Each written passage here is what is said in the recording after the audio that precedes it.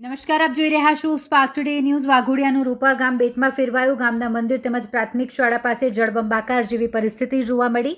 વરસાદી પાણી રૂપા ગામમાં પહોંચી ગયા છે। રૂપા ગામમાં પાણી જ પાણી જોવા મળી રહ્યું છે। ગામમાંથી લોકોને બહાર નીકાળવું પણ ખૂબ મુશ્કેલ બની ગયું છે। આખું ગામ જાણે બેટમાં ફેરવાઈ ગયું હોય તેવા આ દ્રશ્યો રૂપા ગામથી સામે આવ્યા છે।